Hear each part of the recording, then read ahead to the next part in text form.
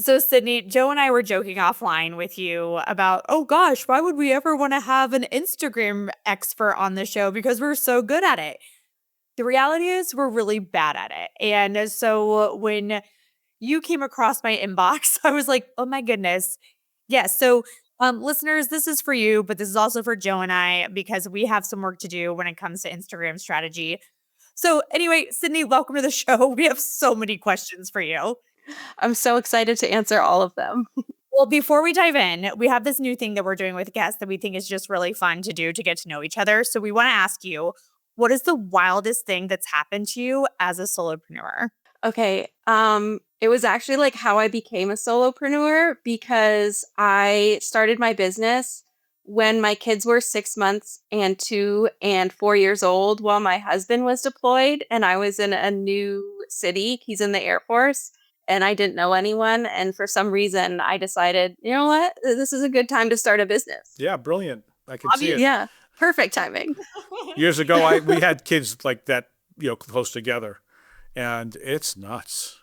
It's nuts. That It's a lot. that third one is just like said everything toppling off the cliff. But so, and my wife was there. I was around, and it was Anyway, you are crazy. Certifiable. Yeah. But it's a star and a rock star too. Yes, it worked. Well, It worked. It did. Yeah, it worked out well in the end. It did. And that's why we have you on today. So let's just, we have so many questions. So I'm just going to kind of do the questions that I personally need to know. And I think a lot of our listeners can relate. So, Sure. how can solopreneurs better identify and speak directly to their dream client through all the social content and actually reach who you need to reach on Instagram?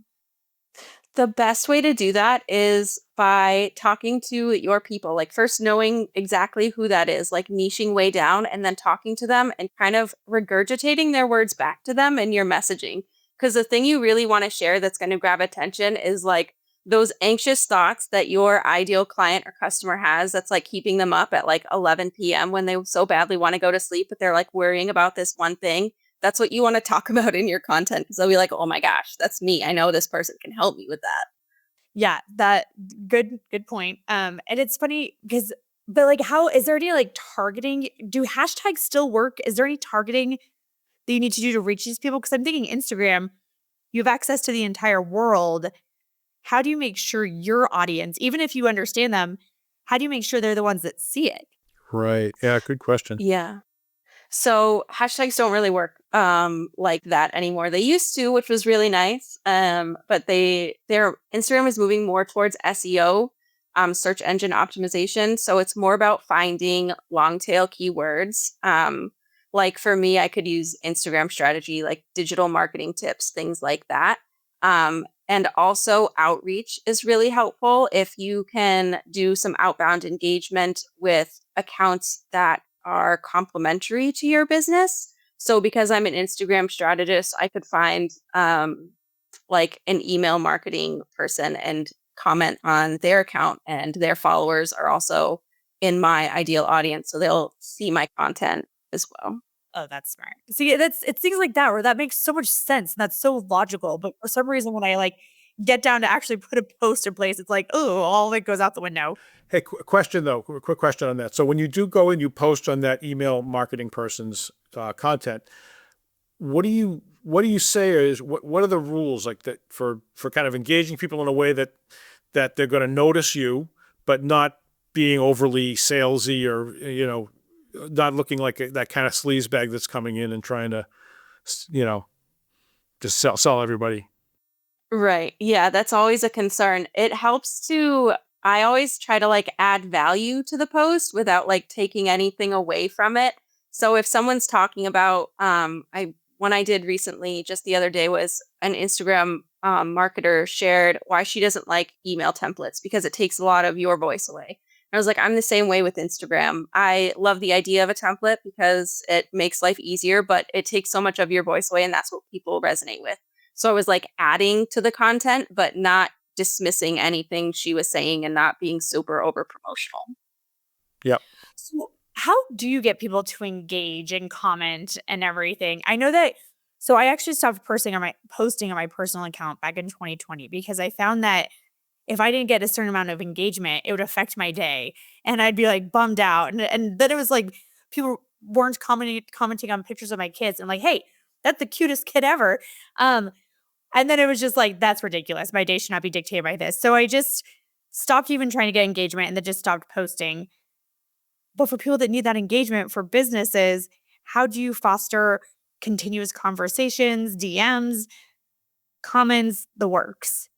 hmm So it's partly like the two biggest mistakes that I see with this for people wanting engagement but not getting it is like specifically asking for it, like specifically being like, hey, comment on this specific topic, or what are your thoughts about like this very specific thing? And also, again, outbound engagement, like even just replying to people's stories, the more you like give out to people in engagement, the more you're going to get it back. And it also helps nurture followers and potential leads and things as well. Okay. So I keep seeing the comments and everything. In terms of content mix, like reels, stories, posts, like what is working? What tends to perform the best for solopreneurs, obviously, is who we're talking to, but anybody for that matter. Sure.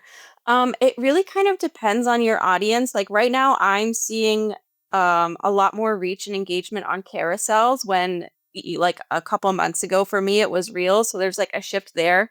But I have clients who are still like their reels get so much more reach and engagement than their carousels do.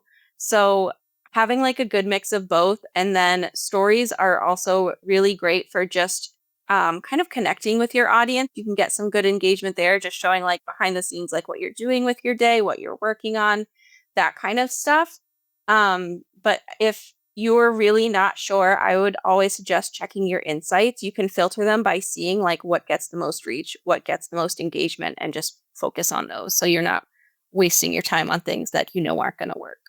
Well, I feel like there's so much pressure to like get the best template to use. Like for a person that's never created a reel, it's really intimidating. Do you have like an editing software or anything to make it really, really basic for people that want to have an impactful video but are just like CapCut? Like what? Tell me what to do. Yeah. Help me. CapCut is definitely like one of the best ones because it is so easy to use and it's free. And there's like a lot of templates in there, which make it a whole lot easier. So you don't have to do like any of the editing. You just upload a couple clips and it'll like do all the editing and formatting and stuff for you. Um, Instagram also came out with their own editing app called Edits, which is nice because you can push it directly to Instagram from the app. And it'll also give you updates on insights for your reels. Like it'll send you notifications like, oh, this reel is like doing this % better in reach or engagement, which is interesting to see. But I do like that CapCut has templates and Edits doesn't. So definitely points for CapCut there. Isn't CapCut owned by TikTok? It is, yeah. So one of the things that made me nervous about it was when they were talking about banning TikTok, you would have lost your editing app, right? Yeah. Yeah. Yeah, So that was now, I guess that's not really a big deal now. But boy, I was looking at it and I went, I'm gonna use Premiere. yeah. Well, so let's say there's a person listening and they're like, okay, I'm going to check out CapCut. It's free, or Edits, just to try to make it look a little bit better. Um, but that's still, there's a learning curve. It could take time. So we always recommend that people batch their content and then schedule it out so that they're not every day trying to figure out like a new thing to do. Absolutely.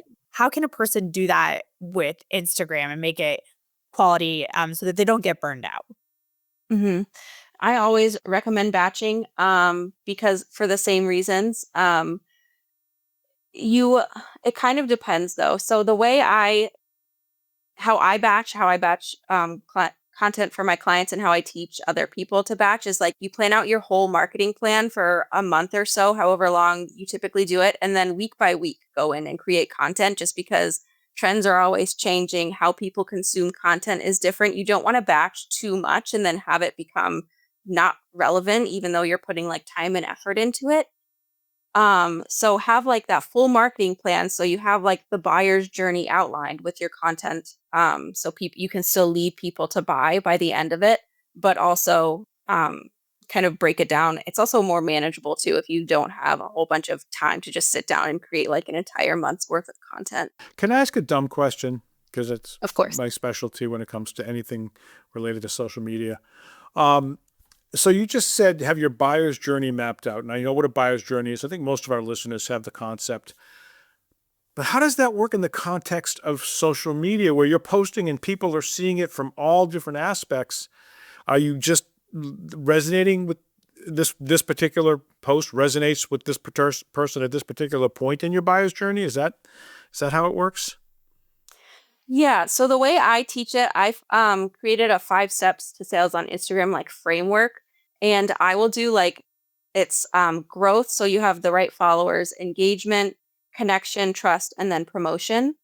And I will do like a couple of posts for each step so that it's getting seen by people, and then it leads up to like a launch or a sale or whatever it is that I'm promoting. So, but yeah, it is hard to kind of meet everyone where they're at. So I just focus on like my personal business plan and go around that. Okay, so you've got a group of people that see the first one, get brought along. Some people are seeing it in the middle and maybe going, I don't get it. Or, okay, good. That just clears up so much. Thank you. Well, so we were talking about batching all of your content and everything going in on a weekly basis, but user generated content or people creating the content for you or that you could share. I mean, how can people encourage that so that not all the pressure is on them to keep creating content? hmm That can be a little tricky. The best way to do it is kind of incentivize it, honestly. Like make it clear, like they get something out of it as well. Like I ran a challenge a little while ago and I got a bunch because I had like a bingo card for it and people could be entered to win a prize. And part of it was creating content and like tagging me in it as like a collaborator. So it would show up on my feed as well about like them interacting with the challenge, like showing their insights and things like that. So I got like reach and visibility for it for me, but they also get prizes for them. All right. I'm like taking mental notes on all of this. Like, what can Yeah.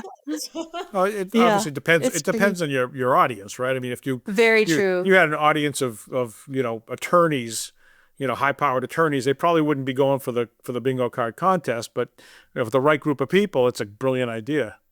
Yeah.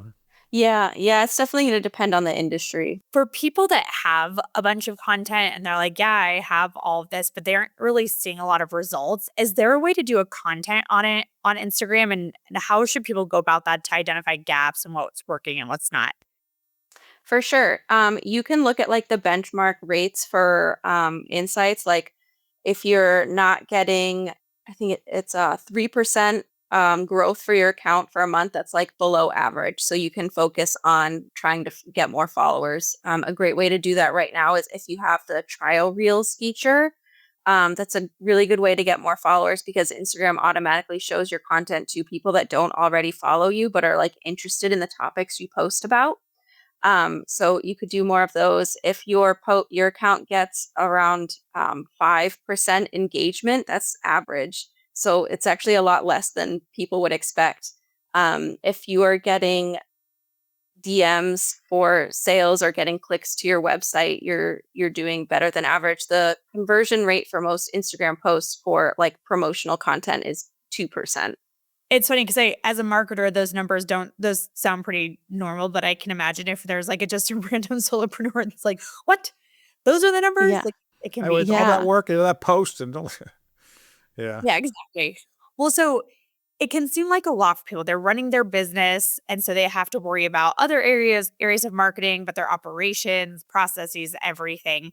So what do you think a solopreneur should consider hiring a freelancer to help with this or a contractor, or even partnering with an agency instead of taking it all on themselves?